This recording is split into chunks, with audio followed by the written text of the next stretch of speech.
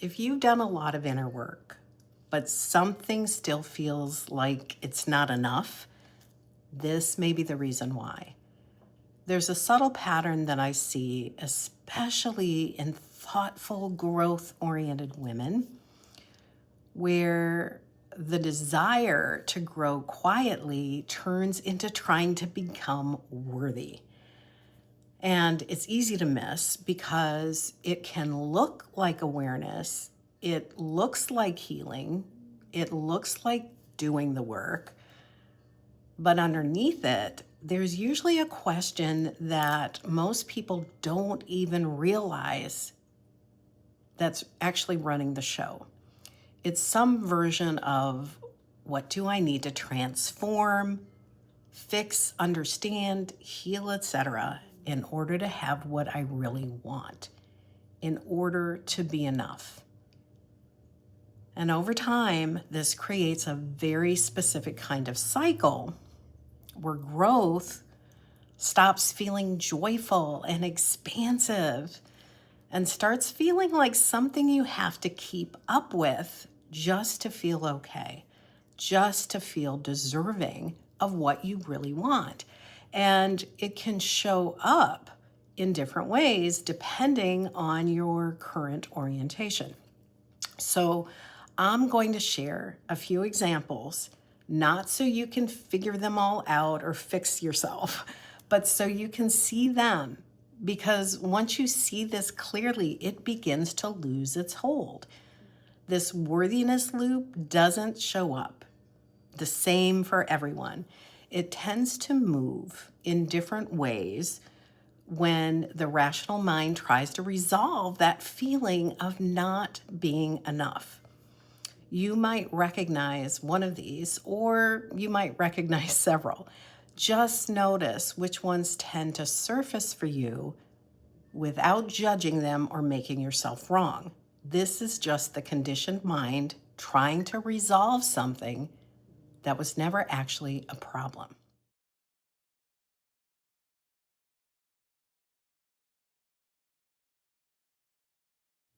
So, a fixer orientation will sound something like, what am I missing?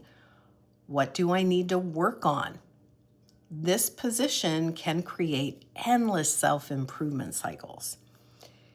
The prover mindset sounds like, how can I be more confident? What do I need to do to become that version of myself? And notice how this one is about chasing a future state of arrival and where it's aimed. Is it aimed at developing a skill or fixing yourself? Just notice without judging or critiquing yourself. Then there's the evaluator orientation. And that might sound like, why is this still happening? What does this say about me? In this framework, everything becomes evidence of inadequacy, of how you're falling short or what you're doing wrong, etc. The seeker mindset will show up as, what's the correct path? What's the right way to do this? This orientation is about trying to get it right or perfect so you can finally have what you want. The high capacity achiever can sound like, why doesn't this feel like it's enough? Or, I've accomplished so much, so why don't I feel the way I thought I would? All of these questions are expressions of one root assumption. And that assumption is that there is something about you as you are right now that isn't fully okay. So if you listen closely to the question that's underneath all the growth work, there's an unanswered question. And it's not, what do I really want? But it's, what do I need to fix so I can finally have that? You just want to notice if you are choosing something because you're genuinely curious, because following that idea energizes you, or are you following it because you're attempting to fix something that was never broken? And if you're choosing to fix something about yourself, rather than seeing it as developing a valued skill, you're getting caught in the self-improvement trap. And that can keep you stuck for a long time because you are never broken. You are evolving, and you will naturally have an impulse to grow and learn. So the desire to grow is not the problem. You are designed to expand and to express. That is natural. The distortion happens when growth and learning become a way to become worthy. And this happens because somewhere along the way, growth and learning got tied to worthiness. So instead of growing from curiosity or joy or the desire to create something new, growth becomes something you do in order to arrive or to be enough. And that orientation changes everything. It robs you of the joy of expansion and has you chasing solutions to problems that don't actually exist. Because worthiness is not a conversation your soul entertains. Your soul is not sitting there asking, am I enough yet? That conversation belongs to a counterproductive assumption. It comes from the part of you that learned, consciously or not, that who you are now needs to be improved. So instead of living from already worthy and amazing, you start trying to earn that. But here's the truth. You don't grow into worthiness. You grow from it. Your will, your determination, your commitment, your imagination were never meant to be used to prove your worth or to fix you or to figure everything out so you can feel certain before taking action. The need to fix or prove your worth is not your soul speaking. If it feels heavy, urgent, if it feels like mental looping, that you're somehow not worthy, that's the conditioned mindset, not capital Y-O-U. But when you're choosing from your soul truth, you're moving toward what feels alive, what has energy for you. You're not trying to move away from something that's unwanted. You're choosing something that feels exciting to you. It's interesting, something that lights you up in some way. You are seeing and choosing not to be worthy or to be ready, but because it's true for you, because it's where you genuinely want to direct your energy and your time.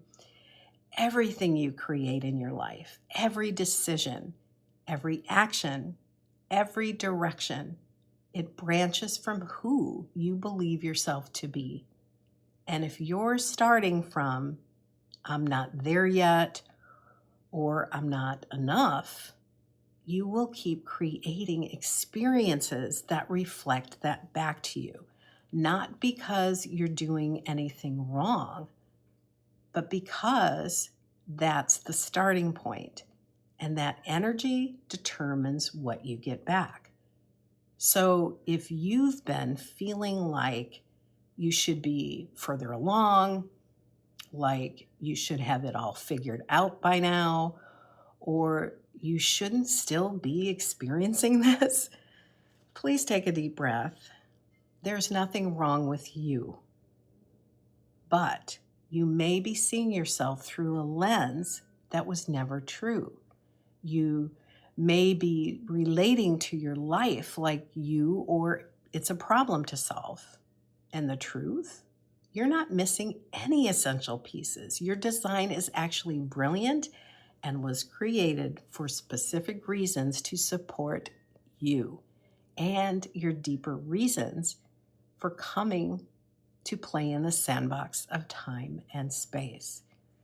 Here's a quote that's often attributed to Albert Einstein that reflects this perfectly.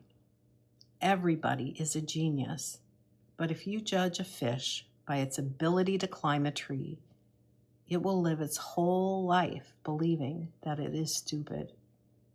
Said another way, if you're assessing yourself or your abilities, suppressing them or making them wrong, then you are living from the who the world taught you to be rather than yourself.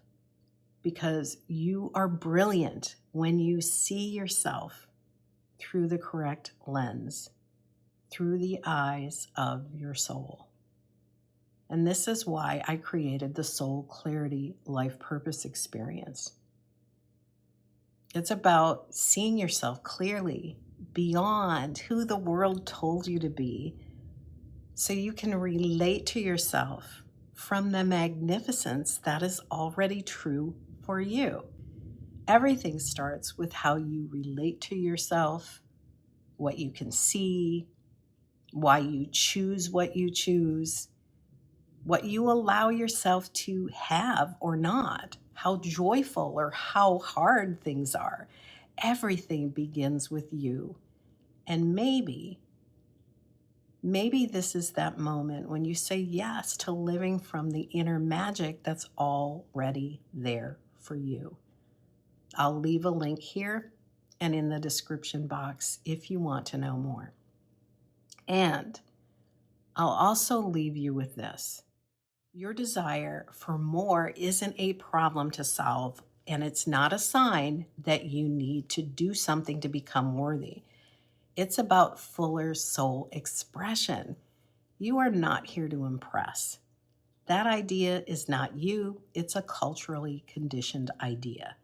Your soul truth, you are here to express from the wholeness and divine perfection of who you already are. And yes, you can continue to explore and expand from that place of already enough, already amazing. Thank you for watching, and perhaps I'll see you soon. Bye for now.